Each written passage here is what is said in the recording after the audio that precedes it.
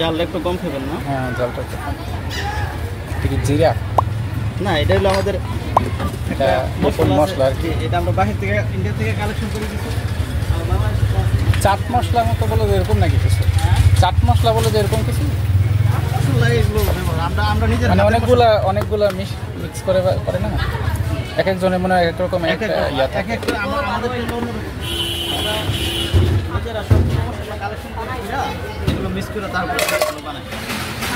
Collection করার পরে আপনাকে একটু আচ্ছা দিয়ে দিব, হালকা জাল হবে।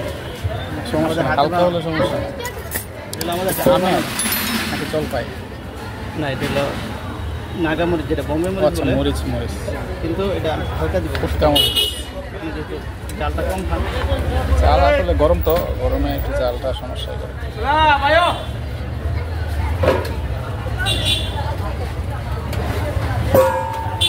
বিভিন্ন জায়গা থেকে ইয়ে করতে হয়তো।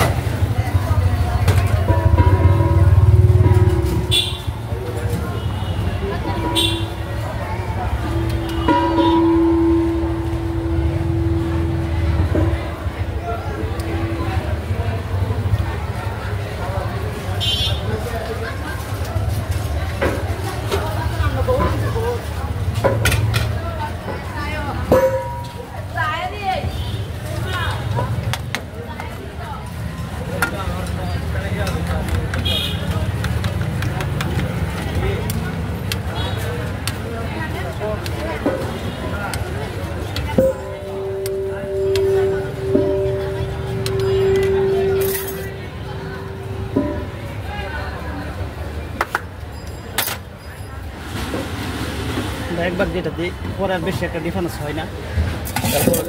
চেক করে নেওয়া তো চেক করে নিলে আপনার খাবারটা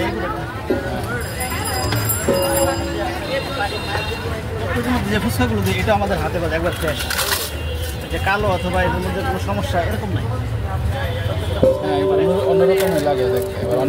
আমাদের অনেকে তো অন্য কিনে আনে না, আমাদের হাতে বানানো, সবগুলো হাতে বানানো। এখানে আপনি ভেজাল জিনিসটি পাইবেন। এখন আপনি বলতেছেন আমি এটা আপনি আমার মতো করে দিতেছি, আমি একটু ইয়ে করে দিই। এভাবে দিলে আপনার জিনিসটা একটু বড় বড় রাখবো নাকি? হ্যাঁ, একটু বড় করে থাকলে দেখতে একটু অন্যরকম লাগে। আর সব যদি সেম হয়ে যায় তাহলে তো হইলো না। বড়ই রাখলাম, আমি একটু বড় বড় করে রাখলাম। ঠিক আছে, চলবে তো নাকি? চলবে। তবে আশা করি ইনশাল্লাহ আপনি হয়তো চটপটি খাইছেন, কিন্তু আমার এটা স্বাদ একটু ভিন্ন আছে। আমি যে মশলা ব্যবহার করি এটা একটা অন্য সিস্টেমের মশলা। খান, তারপরে যদি আপনি মনে করেন যে আমার কিছু আরও প্রয়োজন আছে আমি দিব আপনাকে।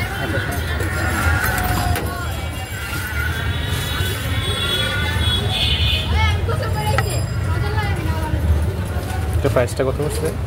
70 টাকা।